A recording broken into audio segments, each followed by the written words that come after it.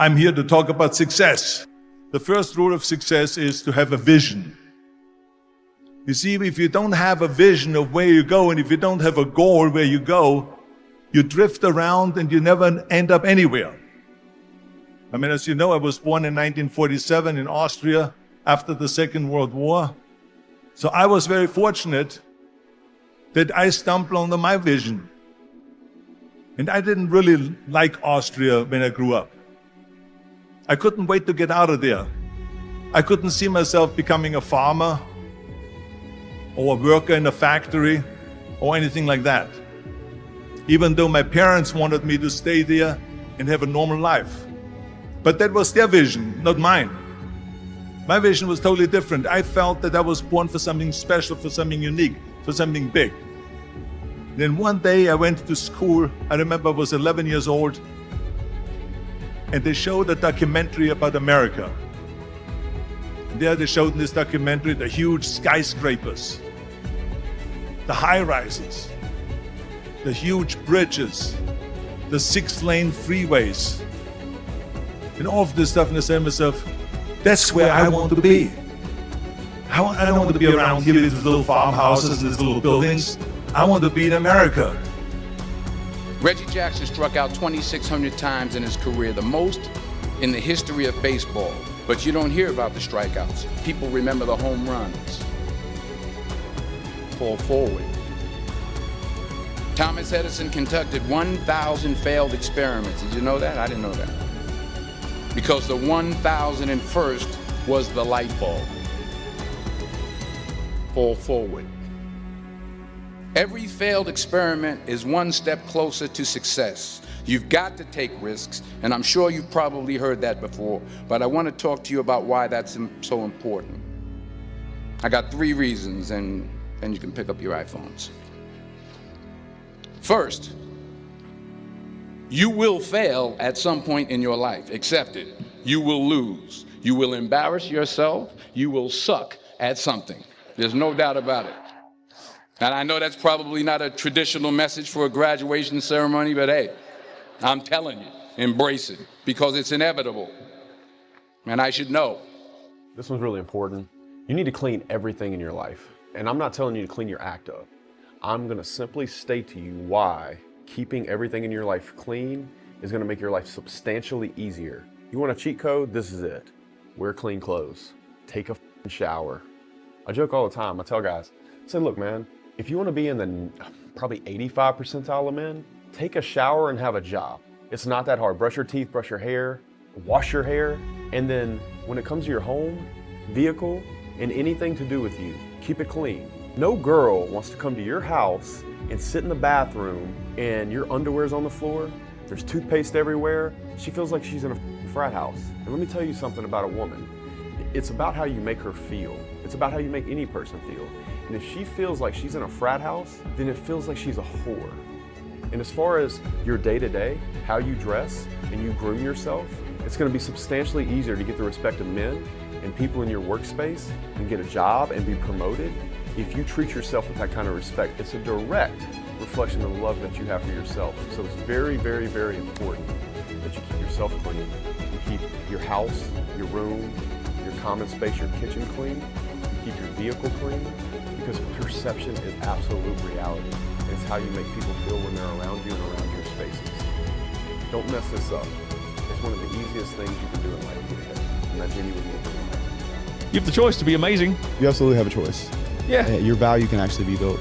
Dude, one of the best compliments I've ever gotten is a girl told me recently. She goes, 2 things. As a man, I think you get better looking every year. And as a man, I think you become a better man every year. Yeah. And that's absolutely an option for any man. If you are working on yourself. Right. If you're not, yep, then it goes the complete opposite way.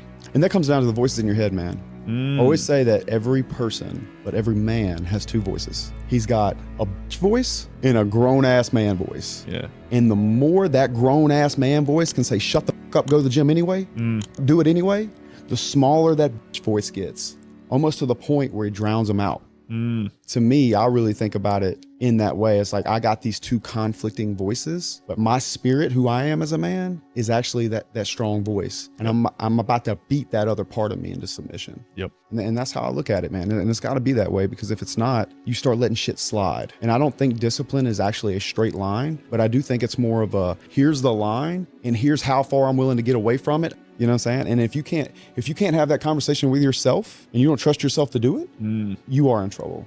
You'll see what I mean about taking risk or being willing to fail. Because taking risk is not just about going for a job. It's also about knowing what you know and what you don't know. It's about being open to people and to ideas.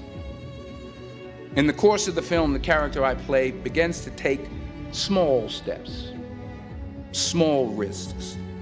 He very, very, very slowly begins to overcome his fears. And I feel ultimately his heart becomes flooded with love.